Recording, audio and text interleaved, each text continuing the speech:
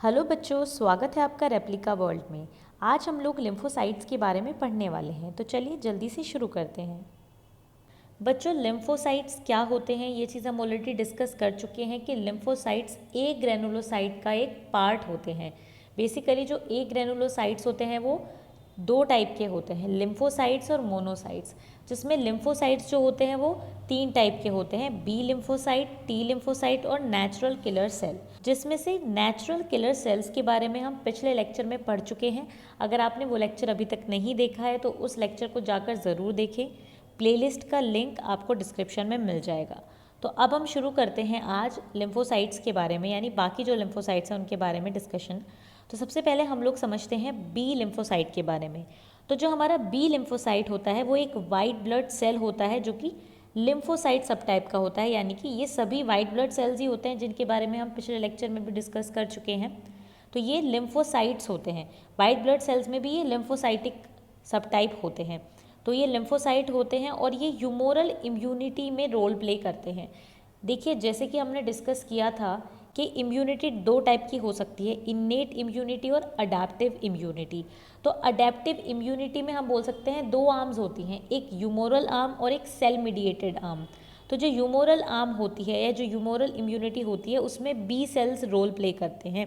Humoral क्यों कहा जाता है? क्योंकि यहाँ पर एंटीबॉडीज़ इन्वॉल्व हैं। तो बेसिकली जो हमारा बी सेल होता है वो एंटीबॉडीज़ बनाता है। तो बी सेल्स एंटीबॉडीज़ बनाते हैं और इनका जो मार्कर होता है यानी जो सेल मार्कर होता है वो होता है CD19। तो ये एक इम्पॉर्टेंट पॉइंट है कि बी सेल का सेल मार्कर होता है CD19। अब ये जो हमारे बी सेल्स होते हैं ये बनते कहाँ पर हैं? ये बनते हैं बोन मैरो में। और ये प्रोडक्शन के बाद, बनने के बाद फिर क्या करते हैं? ब्लड वेसल्स में चले जाते हैं और ये एंटीजन का वेट करते हैं। ठीक है, इस स्टेज में जो बी सेल हमारे होते हैं उनको हम नाइव बी सेल बोलते हैं। जो हमारे बी सेल्स होते हैं वो एक एंटीजन प्रेजेंटिंग सेल है। जब भी कोई एंटीजन आता है वो अपने रिसेप्टर से उसको सेंस करते हैं, उसको इंटरनलाइज कर लेते हैं, यानी अपने सेल के अंदर ले लेते हैं। उसके बाद फिर एंडोजोम और लाइजोजोम के थ्रू उसको प्रोसेस करके फिर MHC सेकेंड से उसको एक्सप्रेस करते हैं। ठीक है, प्रेजेंट करते हैं MHC सेकेंड से। MHC सेकेंड की हेल्प से उसको प्रेजेंट करते हैं टू TH सेल्स। ठीक है, तो इस तरीके से सिस्टम होता है। ये पूरा हम समझेंगे कि किस तरीके से जो हमारा बी लिम्फोसाइट होता है, जो हमारा बी सेल होता है, वो किस तरीके से एंटीजन प्रेजेंटेशन करता है, वो हम नेक्स्ट लेक्चर में पढ़ेंगे। और क्योंकि एंटीजन प्रेजेंटिंग सेल्स पर MHC सेकेंड ज़रूर होता है तो यहाँ पर MHC सेकेंड प्रेजेंट होता है। तो हमारे नाइव बी सेल होते हैं उन पे दो तरीके के रिसेप्टर्स होते हैं, IgM और IgD। ठीक है, ये दो रिसेप्टर्स होते हैं हमारे नाइव बी सेल पर। तो जो हमारे एंटीबॉडीज़ होती हैं, जो मेम्ब्रेन से अटैच्ड एंटीबॉडीज़ होती हैं, वो रिसेप्टर होते हैं हमारे बी सेल के। तो बी सेल रिसेप्टर का मतलब है जो मेम्ब्रेनस एंटीबॉडीज़ है। ठीक है, तो IgM और IgD होते हैं हमारे नाइव बी सेल पर। अब जैसे कि आप ये स्ट्रक्चर देख सकते हो, ठीक है, क्योंकि ये मैंने खुद ड्रॉ किया है इसलिए ये इतना नीट एंड क्लीन नहीं है, पर ये आपको सारी इन्फॉर्मेशन दे देगा बी सेल के बारे में, जो कि ज़्यादा इंपॉर्टेंट है। तो यहाँ पर बी सेल हमें पता है कि एक न्यूक्लिएटेड सेल होता है। ठीक है, यहाँ पर ये आप बी सेल रिसेप्टर देख सकते हैं, ये मेम्ब्रेनस IgM है, ये मेम्ब्रेनस IgD है। तो ये डायग्राम क्या है? एक नाइव बी सेल का है। ठीक है, इसके बाद ये CD19 है जो कि इसका मार्कर होता है।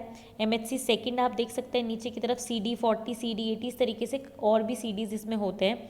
ठीक है, पर ये कुछ इंपॉर्टेंट चीज़ें हैं जैसे कि membranes IgM, IgD, CD19, MHC second. ठीक है, तो ये कुछ इस तरीके का स्ट्रक्चर हमारा होता है बी सेल का।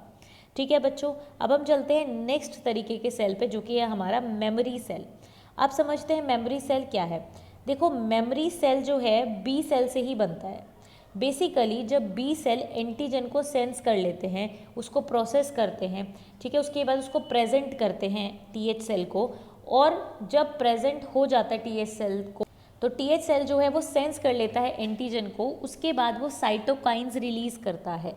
ठीक है, जिससे कि जो साइटोकाइंस होते हैं वो बी सेल पर एक्ट करते हैं जाकर, और बी सेल हमारा प्रोलिफरेट होता है, यानी ग्रो करता है और डिवाइड करता है, डिफ्रेंशिएट करता है।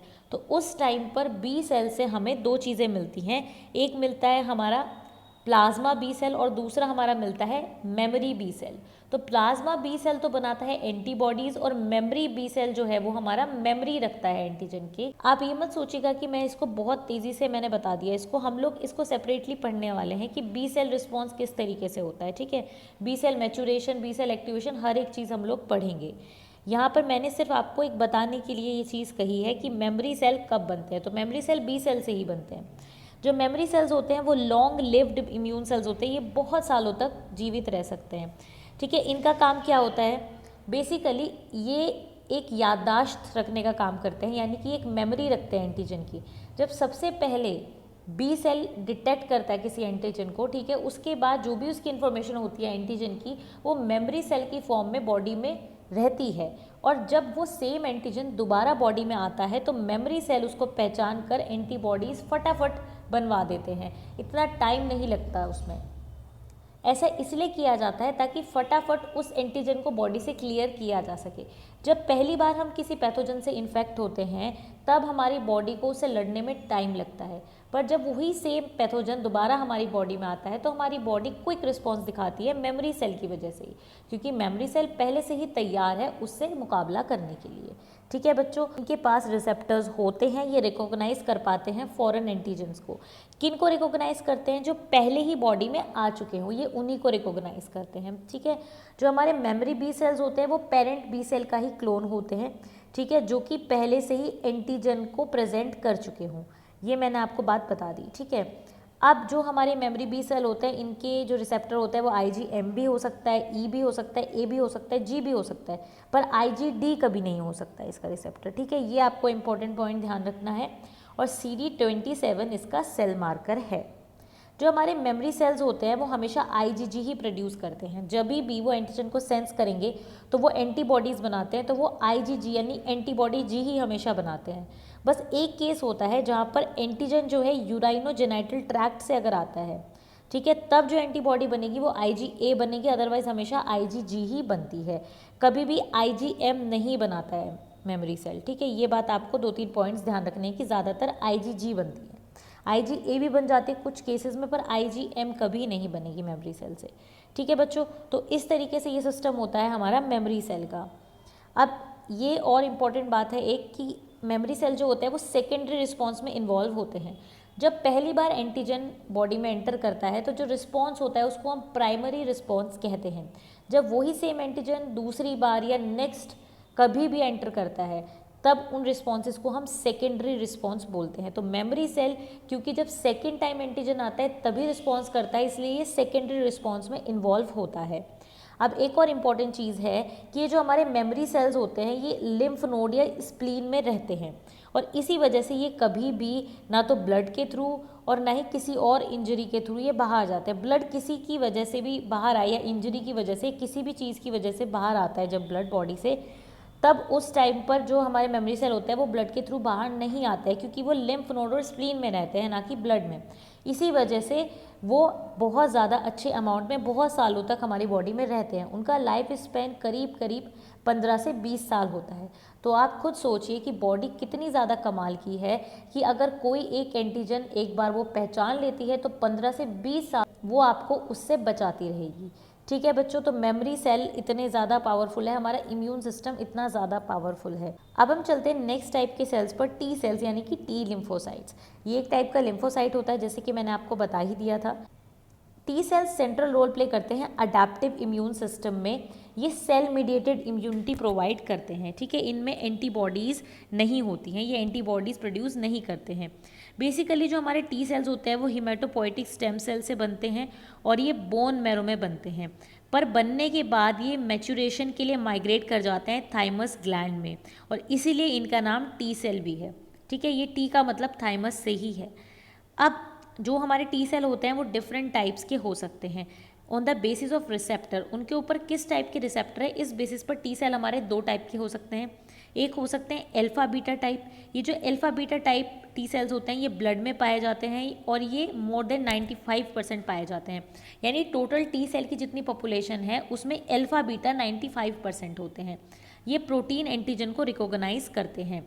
अब दूसरे टाइप के जो है वो है gamma delta. Gamma delta tissues में पाए जाते हैं और टोटल टी सेल पॉपुलेशन का ये सिर्फ 5% होते हैं या 5% से भी कम होते हैं। अगर हम बात करें सेल सरफेस प्रोटीन के बेसिस पे यानी CD के बेसिस पर, तो हम इनको 2 पार्ट्स में डिवाइड कर सकते हैं, यानी 2 टाइप्स में डिवाइड कर सकते हैं। एक CD4+ सेल्स जिनको हम हेल्पर टी सेल्स बोलते हैं या TH सेल्स बोलते हैं, और एक CD8+ सेल्स, यहाँ पे 8 मिसिंग है। CD8+ सेल्स जिनको हम टी साइटोटॉक्सिक सेल्स बोलते हैं या TC सेल्स बोलते हैं, ठीक है।